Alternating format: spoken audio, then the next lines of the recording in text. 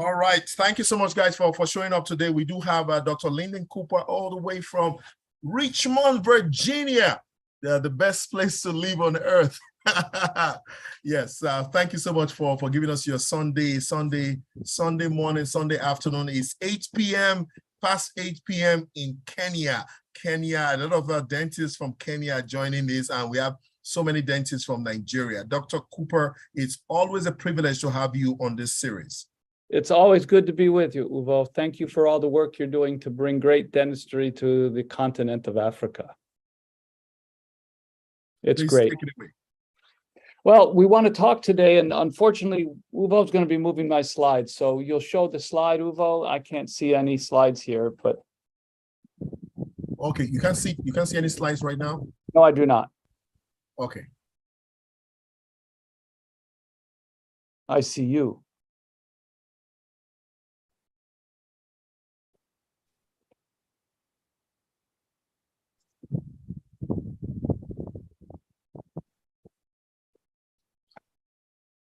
Guys, when I put the screen on, please let me know if you can see. Just give me a thumbs up on the chat section.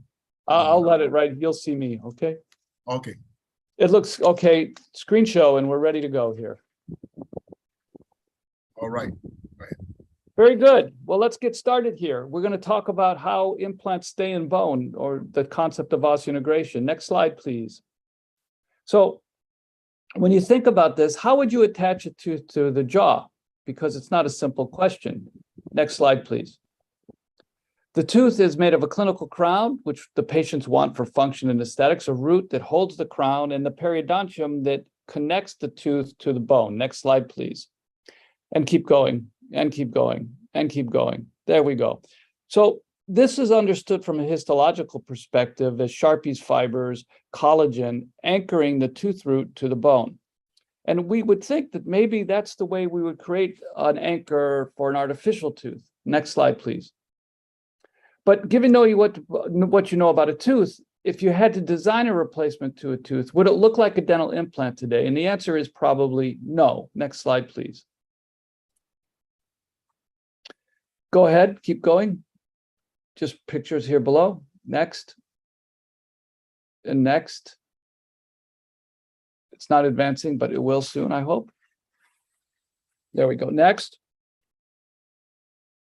So how did we get to be able to make these beautiful restorations and do all these different things? And it has to do with how bone heals around a dental implant. And that process and the result is called osseointegration. And the result is a bone to implant interface. Next slide, please. We're going to talk about the history of dental implants way back, more recently, and today. Next slide, please. And people tried at least 3 ways to attach teeth to the jaws. The first way is on the jaw. The next way is through the jaw. And then the third way is in the jaw. Next slide, please.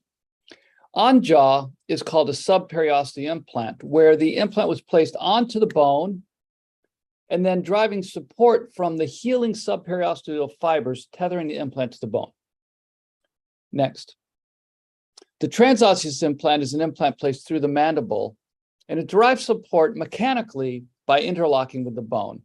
And third is the endosseous implant. I'll wait a second here. Which is an implant placed into bone deriving prosthetic support from the tissue to implant interface. And this is where we have elevated today. Subperiosteal implants destroy the bone beneath it and cause infection. Transosseous implants, they can't fall out, but they can become infected and they can break. And endosseous implants are where we are today. Next slide, please. One more time. So Dr. P.I. Brannemark, that's good, right where you are, developed an experimental background by studying how the tissues inside of bone, the bone marrow, healed after injury. And he created these microscopic slides that went through the bone. And what he found out after inserting these in rabbits, he could not take them out. And the process here was all about maintaining the vitality of the bone, so he changed the way he did surgery. And we'll talk about this later, but this was the beginning of osseointegration. Next slide.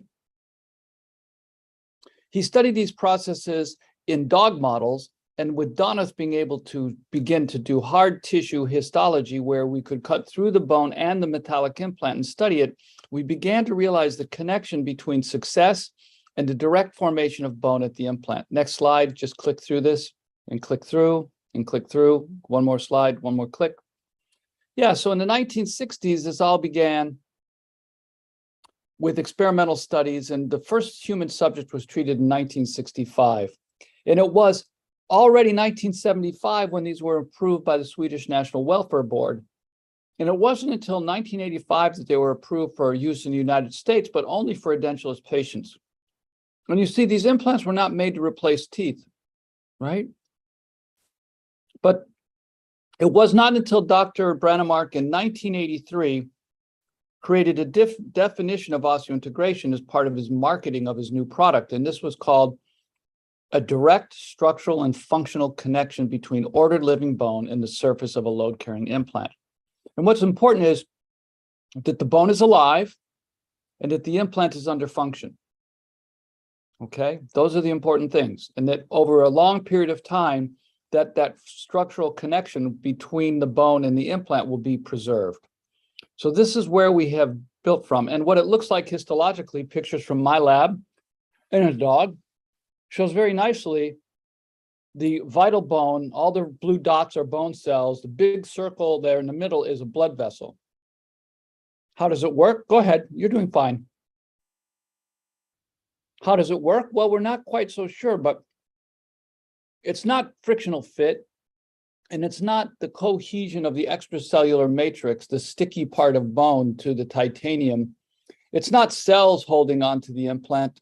It must be something else. And the way I think of it, my friends, is that it's the continual remodeling of bone so that the bone squeezes around the implant and holds it very tightly over time.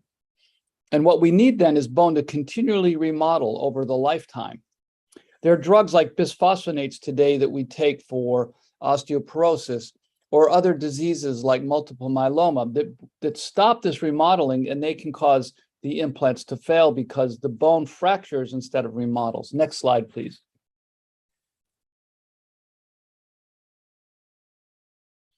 Let's just pass this. Next slide, please. And so the big concept, if nothing else you remember today, is that clinical success requires the direct bone to implant interface. And an osseointegrated implant, as shown in the diagram on your left, shows the direct formation of bone against the titanium surface, much like I showed you in the blue photograph a minute ago.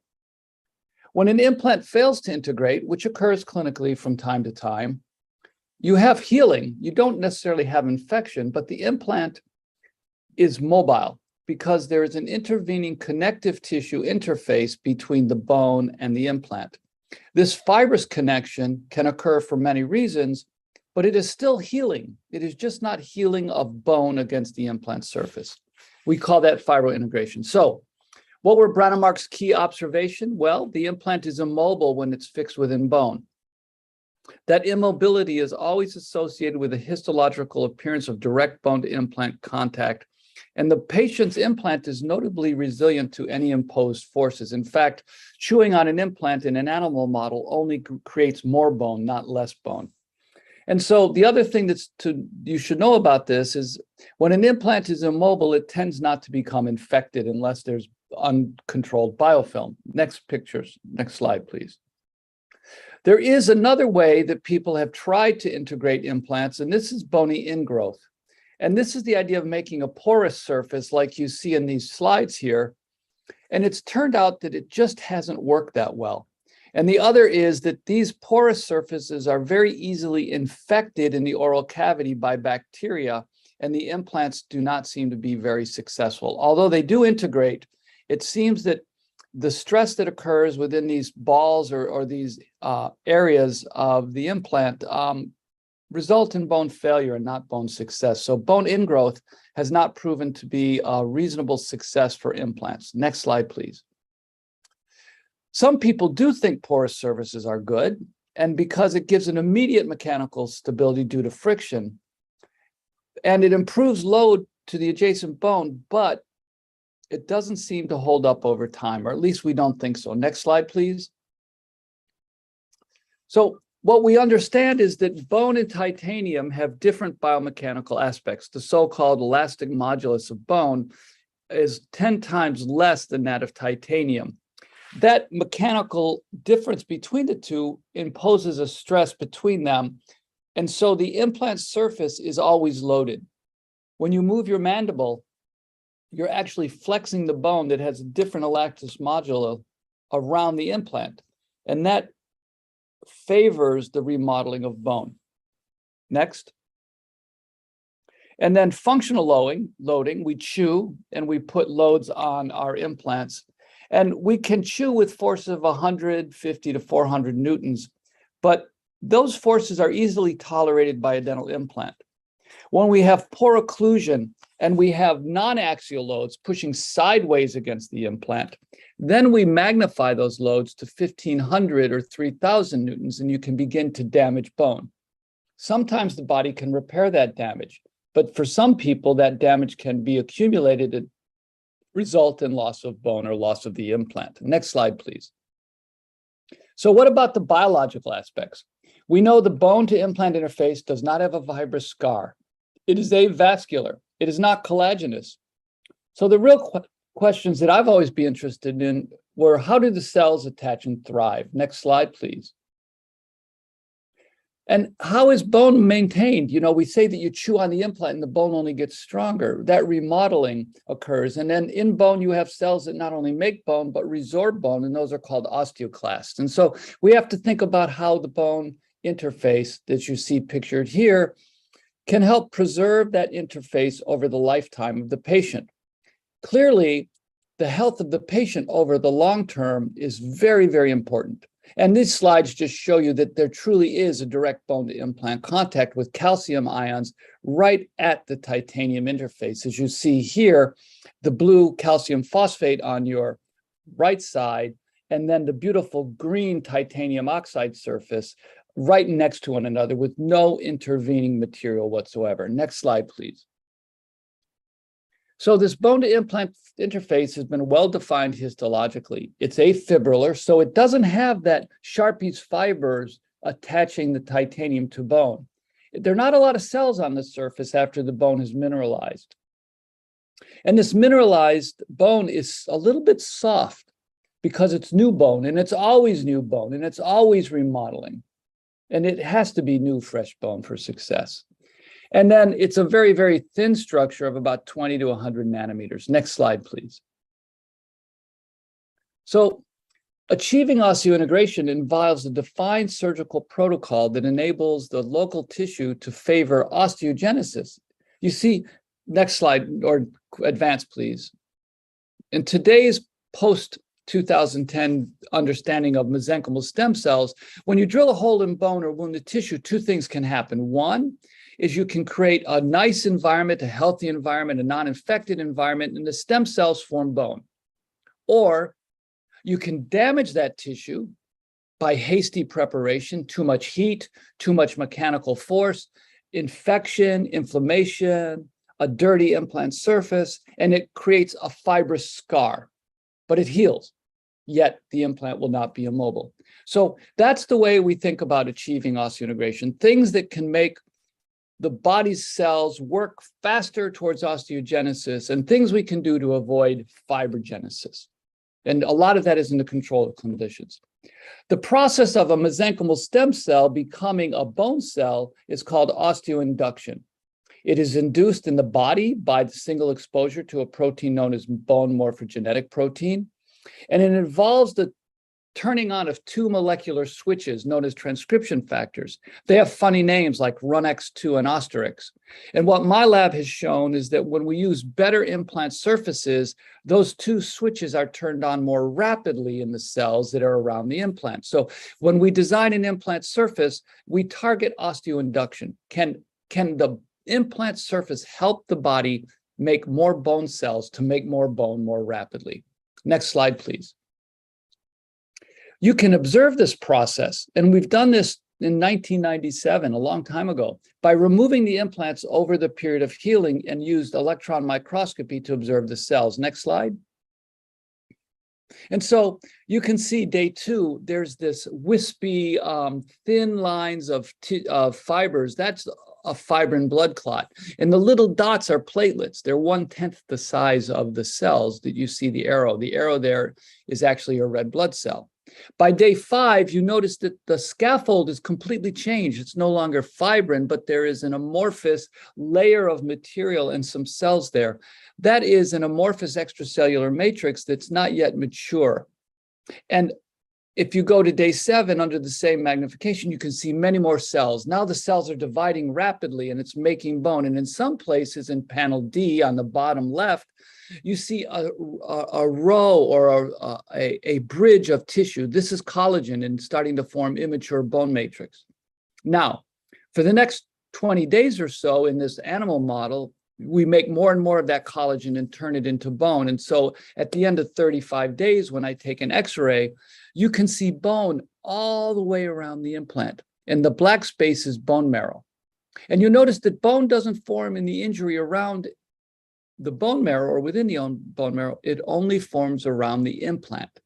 That suggests to us that the implant surface favors bone formation and acquires the activity in the cells to do this. So next slide, please. We observed that the first adherent cells aren't bone cells at all. They're platelets and monocyte, and that we quickly replace this fibrin matrix with an extracellular matrix that then goes on over 10 days to form osteoprogenitor cells to create a collagen-rich matrix that can mineralize. And in a rat, this occurs in a month. In a human, this really can, with these new surfaces, the ones we've developed in our lab and the ones that are now sold, products like SL Active or OsseoSpeed, expensive implants, but they do this process faster than any other implant product you can buy.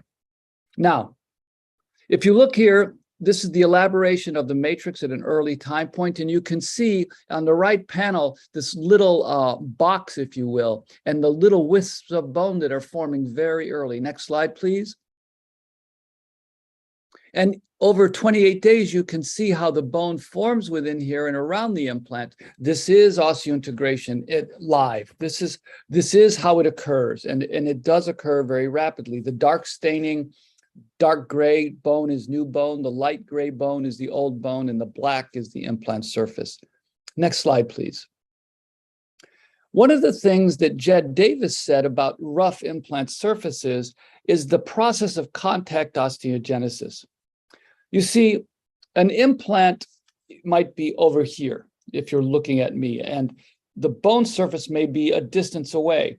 A cell is only 10 microns, but the gap might be 100 microns. Cells cannot jump the gap, right? They cannot jump over. And all cells know how to do is crawl along a surface. And what Dr. Davies discovered is that that fibrin clot that I showed you on the implant surface fills this gap. And if the fibrin clot is tightly adherent to a rough surface implant, then the cells can crawl along that surface, and that is the process of contact osteogenesis. Next slide, please. Osseointegration is a cell-mediated process. You need healthy cells. So when you look at your patients, what's most important? The brand of implant you buy? No, no, no, no. What's most important is how healthy is the patient. What diseases, what drugs, what problems do they have that would limit a cell response to an implanted surgery, right? And what's interesting, it's not the bone cells that start the process, it's immune cells. So if your patient has diabetes, their immune cells are dysfunctional. If they have other immune diseases or if there's infection in the site, that process will slow down, not speed up. Interesting, in a healthy body, doing the surgery alone will always result in osseointegration if the surgery is performed correctly, with copious irrigation, slowly, stepwise, a clean implant, right? And when this all heals, how does this work, right? We said that we really don't know, but it's not a biomechanical and a chemical bond that alone holds the implant in place. We also know that surface roughness has a very, very important. And now we use implants that have a surface roughness of about 1.5 micron deep pits in it. And they're 50% stronger, and they heal twice as quickly. Next slide, please. So how would you improve osseointegration? Would you increase the surface area? Would you increase the surface volume? Or would you enhance the bioactivity? People think that a rough surface actually increases surface area, but in fact, that is not the case. It's actually surface volume. Uvo, I'm going to do something with my hands, and I want everybody here to try to do the same thing. Can you see my hands here on the screen? Yes. Think of all the water that you can hold in your hands when they're flat.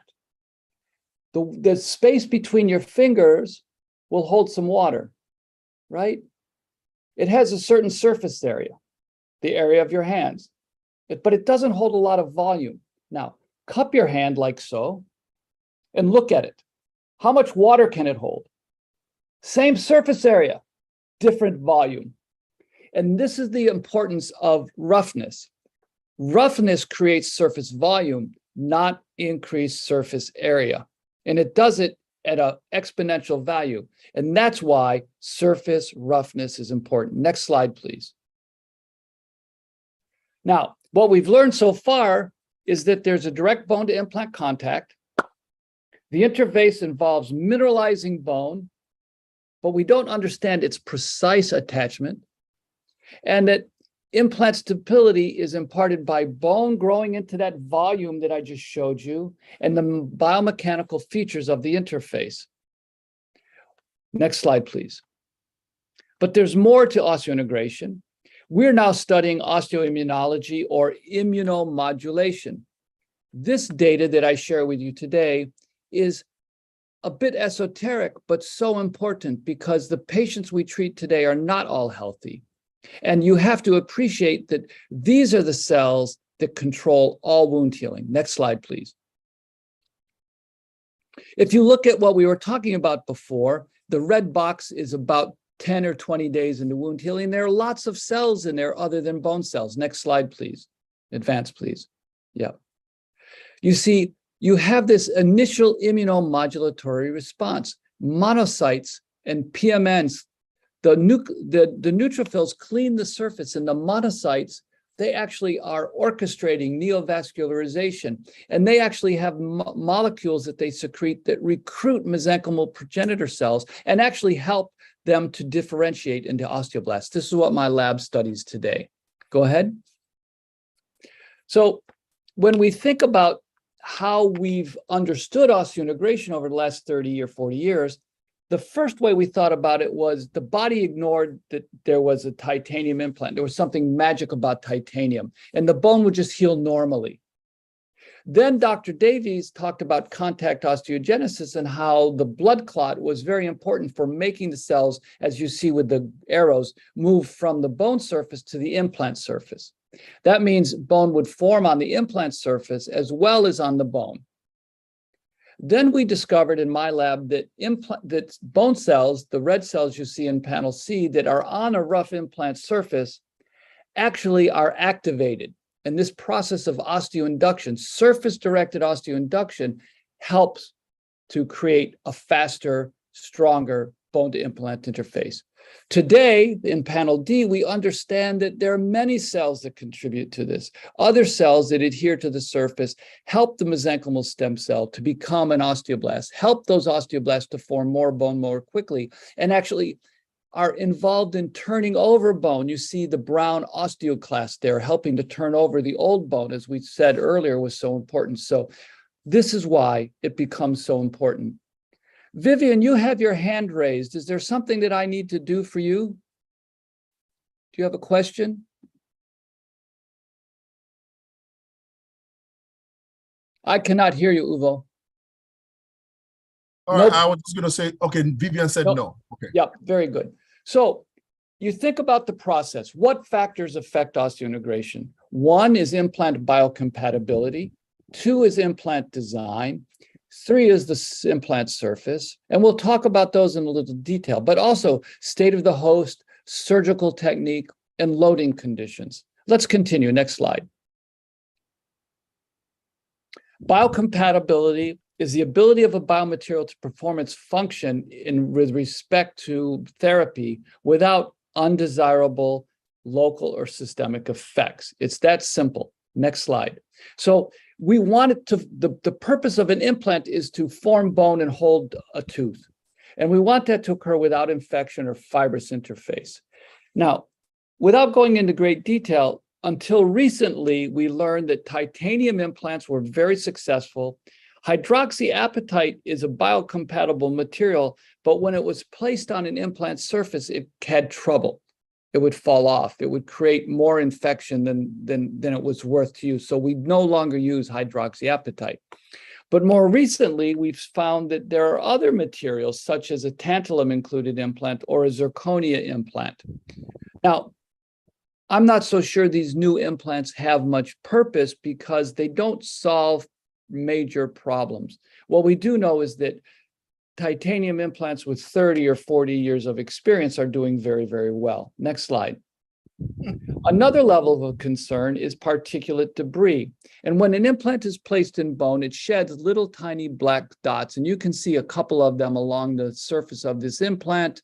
Next slide, please. And that one sitting out there. And what we now know about particulate material is particulate materials will cause inflammation. Now, it's interesting that we don't know if the particulate material alone will cause damage to bone or if a particulate material has to be coated with biofilm or some other molecule. But what we are learning is that implants in the mouth are not necessarily free of particulate debris, and that a good implant manufacturer will make sure that there is no debris on it. You should also be careful about grinding titanium in the mouth, as it will also create debris. So what you need to know is particulate debris can cause inflammation, which can cause failure of an implant. Next slide, please. Some people are actually allergic to titanium. Extremely rare.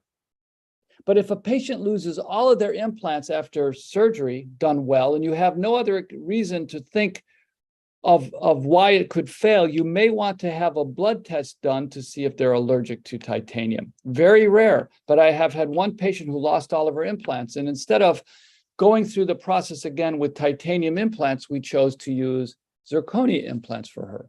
Next slide, please. Now, the second is fixture design. And this is the original Brennemark implant. It was a screw with a vent in the bottom and a hex on the top. Now, next slide. Next slide. Now, there are many different designs. And over the last decade, what we've learned is that they've morphed into a more general consensus. Next slide.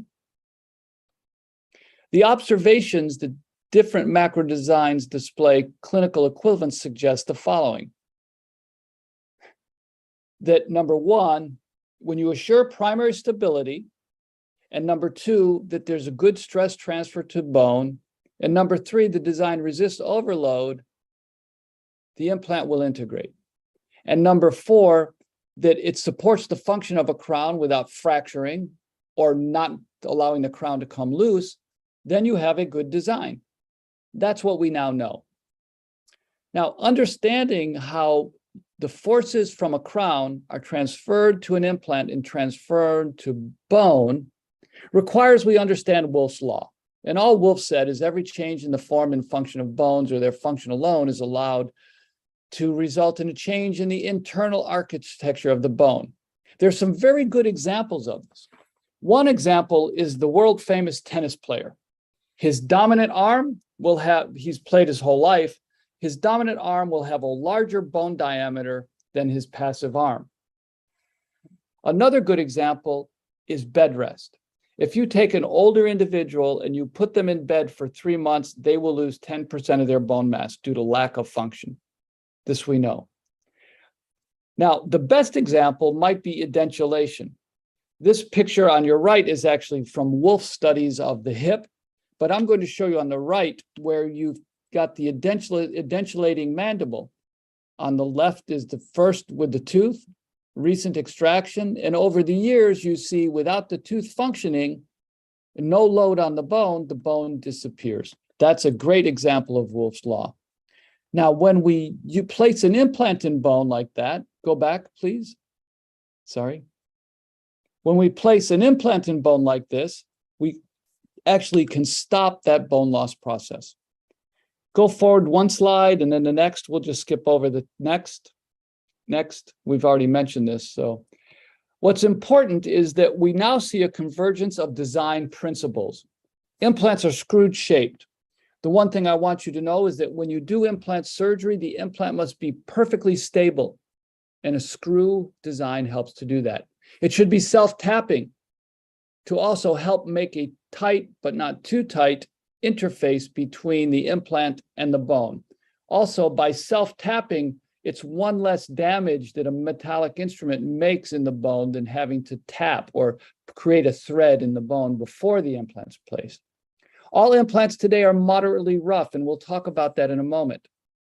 To attach the crown to the implant, they all have what are called internal conical interfaces today, which have been proven to be the most robust in terms of biomechanics.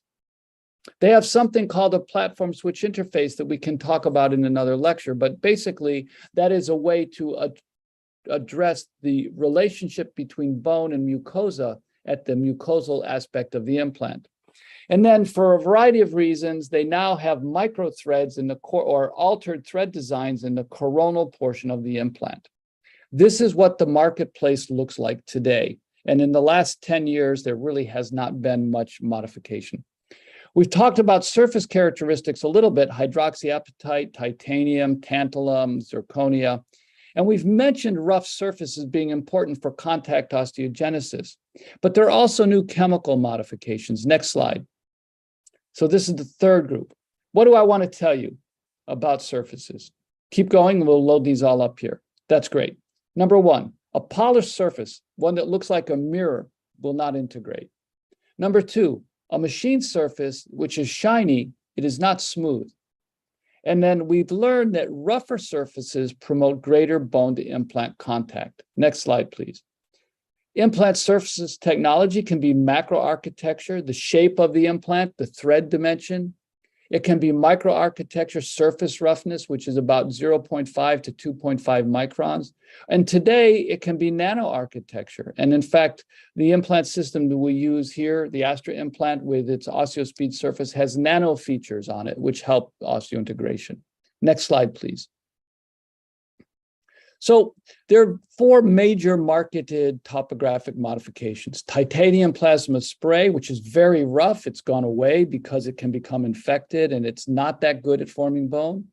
Grit blasting, acid etching, and anodization are three different processes that make a micron rough surface with that 1.5 micron depth that we all look for, that sweet spot, that good place to be in terms of promoting good behavior of cells and good biomechanics. So some companies use grit blasting, some use acid etching, some use combinations, some use anodization. What's important is we've known for a long time that the statistics demonstrates a positive relationship between bone to implant contact and surface roughness. Next slide, please. So what evidence do we have? Number one, surface roughness improves osteogenesis. Number two, it provides greater bone to implant contact. Number three, increased mechanical interaction with bone. That story about volume I told you. And number four, much better clinical effectiveness. What we do with implants, we cannot do with smooth surfaces. The Buser study, Daniel Buser study in 1991, started this whole process of people becoming aware of this. Next slide, please. I'll show you very quickly here. He had electropolished surfaces, small MP, that's small blasted surfaces, which were not different than electropolishing because the surface was smooth. He had a small grit blasted surface, SL, the titanium plasma spray, and then SLA, which is the prominent Strawman surface today, large grit blasted surface. And then he compared it to hydroxyapatite. And what he showed was he could double the bone to implant contact, as you see on the left side of your screen on the y-axis. he was able to move from what we were using before, 40% bone to implant contact, to 60% bone to implant contact, a 50% improvement just by changing surface. And that got everyone's attention. Next slide, please. What our lab did at the same time is started to study not what the tissue was doing, but what the cells were doing. And we recognized that osteoblasts were responding differently to these rough surfaces. Next slide. I won't go through the details, but the moderately rough surface did not affect cell proliferation. Next slide, please. I may be missing a slide here. But what they did do is they increased the behavior of these cells to make more bone more rapidly. And these markers of alkaline phosphatase, bone sialoprotein, increased culture, all made the argument that rough surfaces help the behavior of an osteoblast. Next slide, please. The other thing that I mentioned was how rough surfaces have better mechanical interaction. So on the left side, you see a relatively smooth surface in what's called atomic force microscopy. And it looks like, a smooth desert. And then on the right side, you see the rough surfaces that look like the beautiful mountains of Africa, right? It's high and low and high and low. So that's SLA. Now, let's go to the next slide. When you remove an implant, you can measure its torque, as you see, from 200 to 1600 Newton millimeters. And the light color bar shows a machine surface, and it breaks at about 3 degrees. But the SLA surface, remember, this is the surface with 50% more bone, as Dr. Booster showed. The dark bar has much higher torque removal, right? 50% higher, 50% more bone, and 50% more angle till the implant breaks, showing the mechanical interaction is related to surface energy, but also related to the amount of bone at the surface. Next slide. Now, our friends that were working with another rough surface, the tyoblast surface, compared in patients a rough surface to a machine surface in the maxilla or the mandible. Next slide. And they actually removed these little implants and measured the bone to implant contact along the threads. Next slide. And what they also showed was that compared to a machined implant where the bone to implant contact was 9%, the rough surface implant showed 4 times more bone to implant contact, 37%. Now, what's important about this study is this was not done in dogs. It was not done in mini pigs. It was done in the posterior regions of humans where we have very, very low bone density. It was not until we started using rough surfaces that we had high success for implants placed in low bone density in humans, so-called type 4 bone, which you will learn about. Without rough surfaces, we cannot treat patients. Next slide, please. It's the same data as I just showed you. So there's also chemical modification where we can add ions like fluoride or calcium or magnesium. Next slide. Advance, please. Yes, and we can change the surface energy by cleaning the implant. That's SL active. And we can put nano surfaces, go ahead, we can put nanotechnology onto these surfaces. And in doing so, next slide, please, we can change the surface. And in panel B, you see a smooth surface, very smooth. In panel C, you see a rough surface. And in panel D, you can see the same type of rough surface, but if you look carefully, you see little dots. It's like someone had put salt or sand onto the surface. This is the nanoscale features associated with improved osseointegration. Now the cells are receiving a secondary signal from the surface that promotes their formation of bone. Next slide, please. So we've actually shown in humans this works. Next slide, please. And we use these rough surfaces. You can see in the lower panel C and D, you see the little tiny pieces of salt or sand on the surface. And then you can see in panel D the outline of a pit. It's about 1.5 microns apart. And we put these 2 types of implants in people. Next slide. And we were able to demonstrate, and as well, I won't go through this, that the genes that are used to form bone are activated in the cells on the rough nanoscale surface compared to the rough surface alone. Next slide, please. Next slide, please. So if we can use an implant surface to create more bone more rapidly using micron scale and nanoscale topography. And we can use an implant design to get good primary stability, so the bone will form. Then how do we maintain it, right? One is bone remodeling, removal of old damaged bone followed by the formation of new bone matrix. And this occurs in 3 phases. First, osteoclast must digest the old bone. And then there's a reversal where mononuclear cells appear to clean the bone surface, and then new osteoblasts form new bone, and this is called formation. And these 3 phases are coupled at the biochemical and cellular level between bone-forming cells and bone-resorbing cells that surround the dental implant.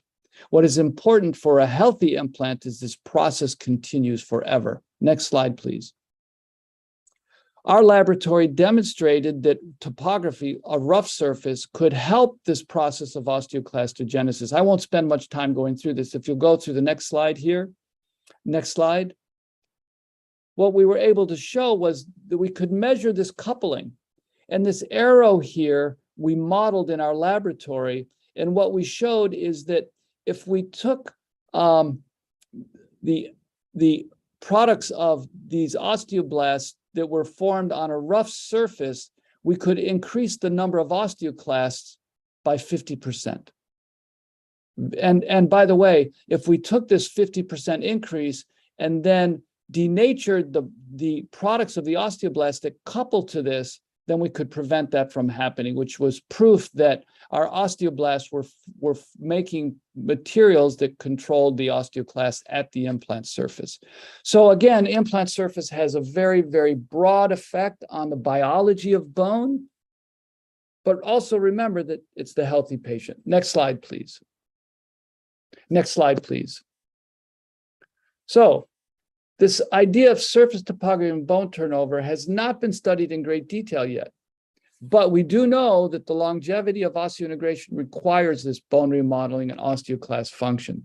And what we have begun to demonstrate is that this rough surface is very good at making bone turn over continuously.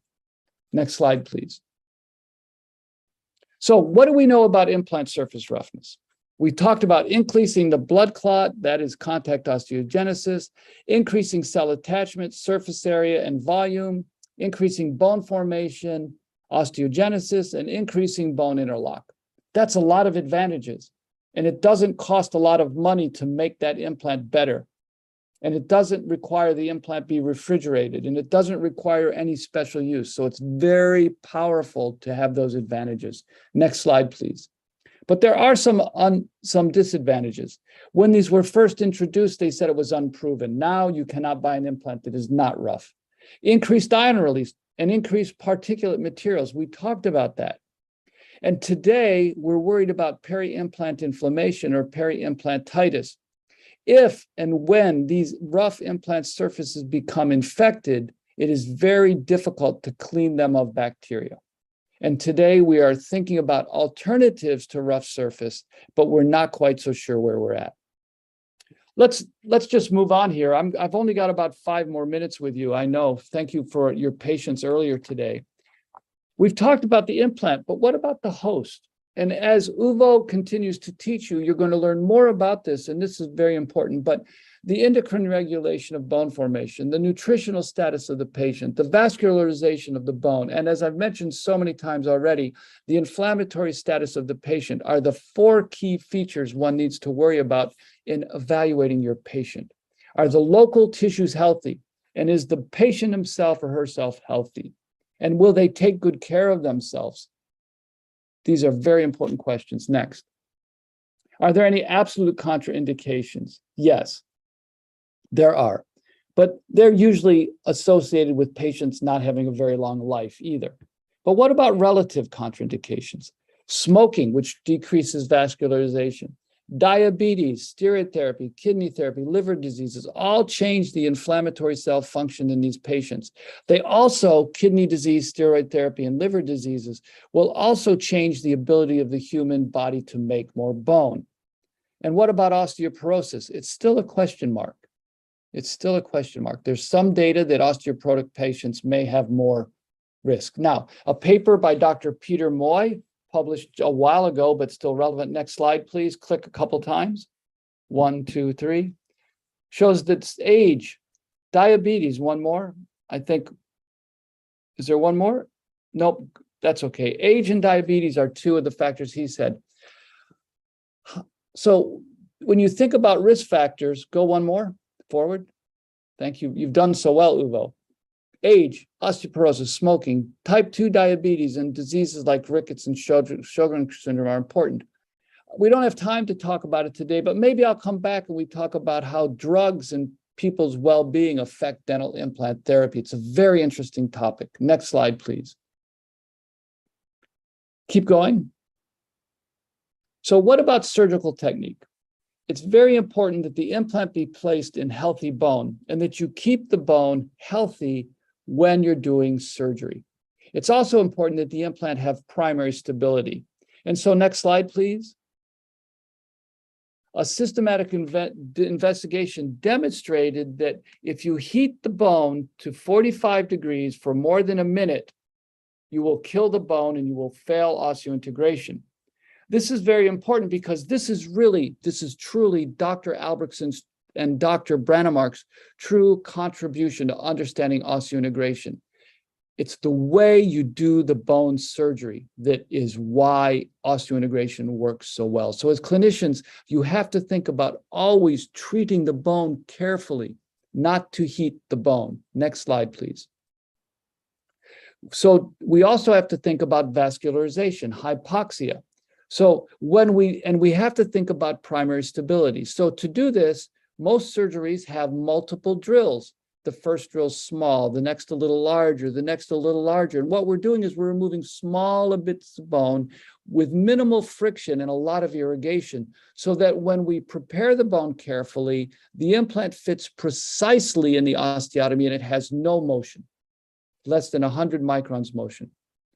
And it doesn't wiggle at the micron scale. Next slide, please. We also know that heat kills. My laboratory studied this for a long, long time. And when you heat bone cells to a temperature of 45 degrees, they actually die at 60 degrees, right? If the difference is amazing, right? A small heat shock is good for a cell, but if you heat that cell to a slightly higher temperature, the cells disappear without recovery. Very important. There are many, many more questions. Surgery is not just a straight line from A to B. There's so much to learn here about bone regeneration, soft tissue management.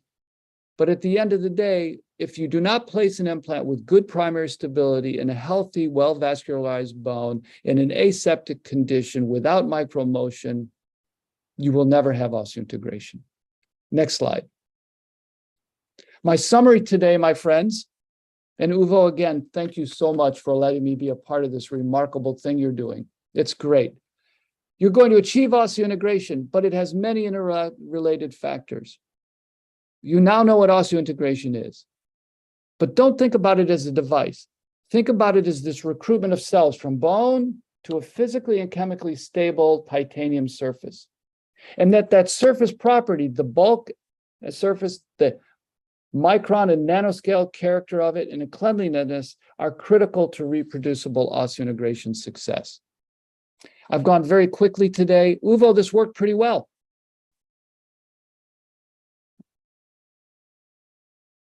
I don't hear you, Uvo. Well, thank you so much, Dr. Cooper, for making it work today. This is truly invaluable. I mean, you've gone into great details. I know you mentioned that as an amorphous layer, even when proper. So what does that? What does it do? We don't know actually, but it's very thin and it's not collagen. It's probably a proteoglycan-like surface of proteins that adhere to the surface of the implant.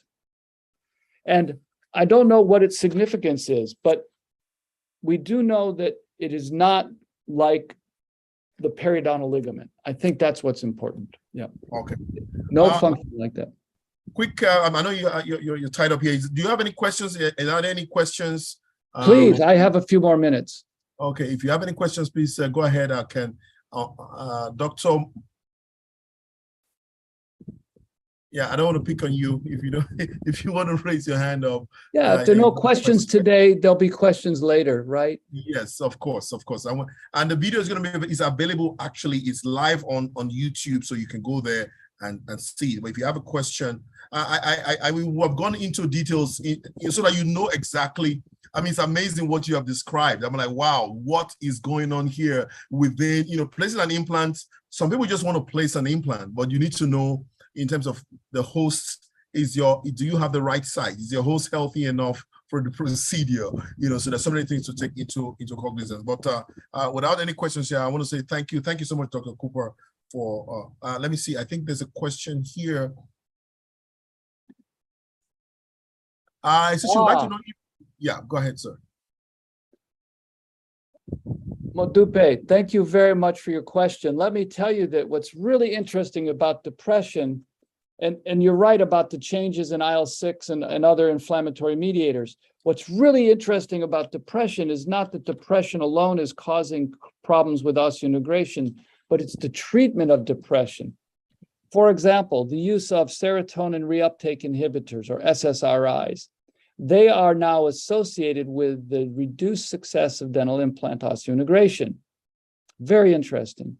Moreover, these patients that are chronically depressed and have been on many different medications have dry mouth and they have a changed oral flora. And long-term, they may be at risk for other problems such as peri-implant mucositis or peri-implantitis. So this is a very complex situation. And the one thing that I always remind everyone, if you place an implant in a human who is 30 years old and very healthy, what will they be when they're 50? Will they still be healthy? So what I'm learning is patients change beneath their dental implants over time. And I think it's something we need to be aware of and think about. But thank you for your question. All right. Yeah, that's about it. I'm sure they're going to have many questions, and the questions will come in. I would try to get them across to you. I'm sure when next are you coming back, sir? I think you said 2 weeks, right? Yes, sir. You're in charge. I just show up. Okay. Is when you are available. Thank you so much. I really appreciate you, and looking forward to, I guess we have to talk soon. Okay. Yes, we do. Bye-bye, all. All right, then. Take care. All right, thank you guys for joining us today, and I'll be in Ibadan by God's grace tomorrow, and we will see in Enugu. I mean, these lectures are really helpful in putting. So I ask you.